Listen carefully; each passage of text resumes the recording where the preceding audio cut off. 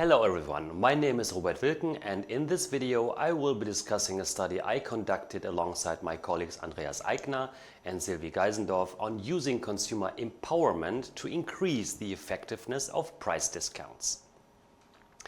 Discount promotions are one of the most commonly used forms of merchandising. They might be one of the first things you think about when you picture a good deal, for example 25 or 30% off a product. However, this type of promotion has some important disadvantages. Implementing excessive discount levels or choosing to promote the wrong product can be dangerous for a brand.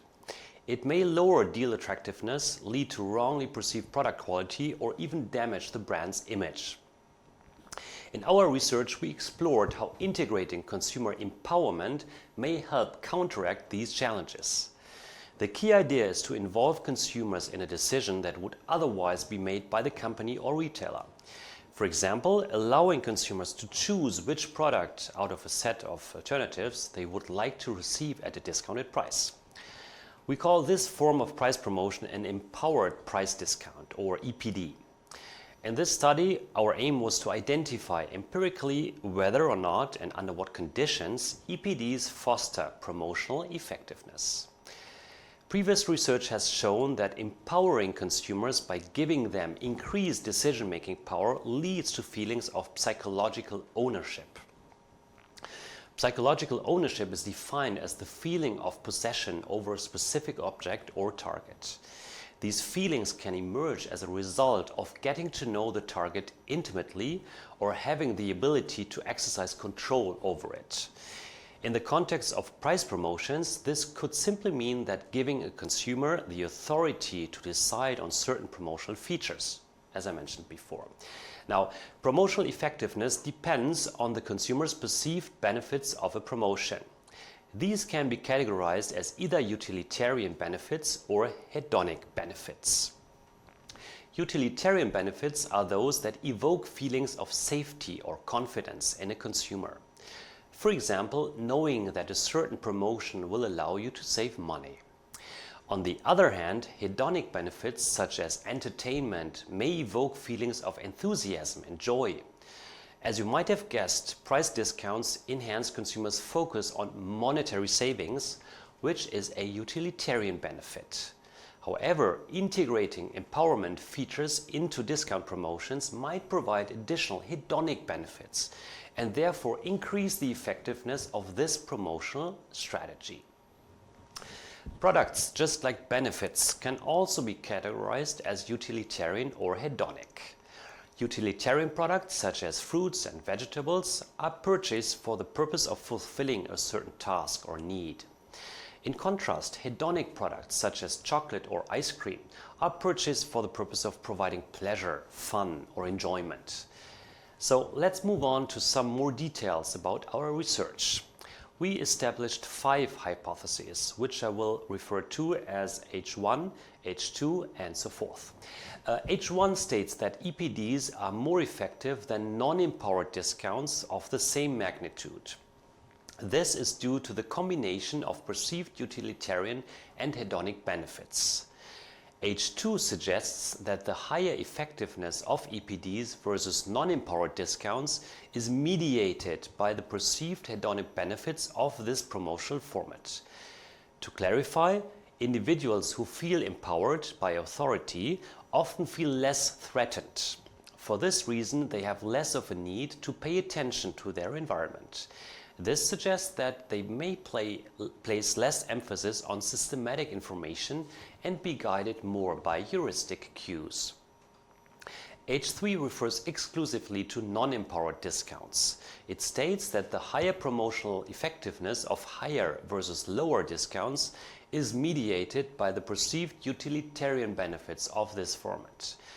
Now, H4 and H5 involve the distinction between hedonic and utilitarian products. Previous research has shown that loss aversion is stronger for hedonic products versus utilitarian ones. This means that the promotional effectiveness of heuristic cues, such as empowerment, could be different depending on the product type. So, H4 posits that the influence of hedonic benefits on promotional effectiveness is stronger for hedonic versus utilitarian products.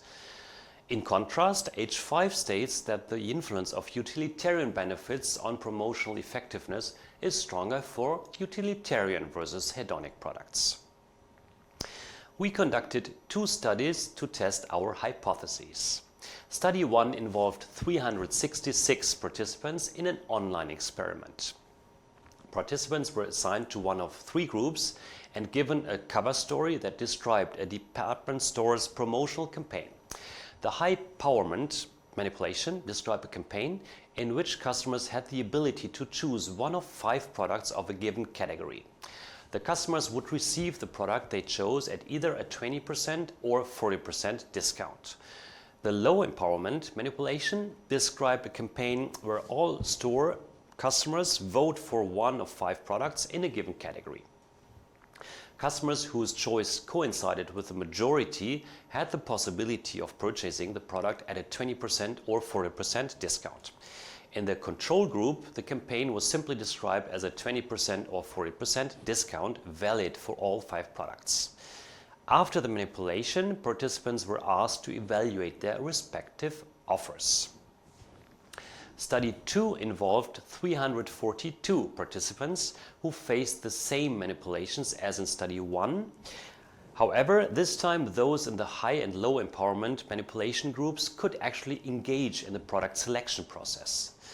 In other words, instead of just reading the descriptions of the promotions, they were actually able to choose which product would be offered at a discount or vote for the most preferred product. Study 2 also concluded with a survey regarding the offers presented. Now, let's move on to a synthesis of the empirical results. Our results support the various hypotheses. They reveal that EPDs are in fact superior to non-empowered price discounts in terms of promotional effectiveness. Discount promotions are usually processed systematically, but effectiveness increased when these were combined with empowerment features that encourage heuristic processing. However, only individual empowerment increased the promotional effectiveness of discounts. Collective empowerment did not have a significant effect. Additionally, we found that empowerment features affected promotional effectiveness more strongly than high discount levels. In fact, in some cases, high discount levels of, for example, 40% versus 20% had no significant influence on promotional effectiveness. Furthermore, we found that empowerment significantly increased perceived hedonic benefits such as entertainment. On the other hand, discounts significantly increased the perceived monetary savings benefits and ultimately the promotional effectiveness. Finally, we found that EPDs were slightly more effective in marketing hedonic products. Now, what are the managerial implications of these findings? We have demonstrated that empowerment is not just a consumer engagement strategy. It is an effective tool for fostering the promotional effectiveness of discounts. And what's best, retailers can implement EPDs at their own discretion, without the necessary permission of the respective supplier. Moreover, retailers can combine EPDs with trade promotions. This way, the empowerment feature specifies how the trade promotion is passed through to the end consumer.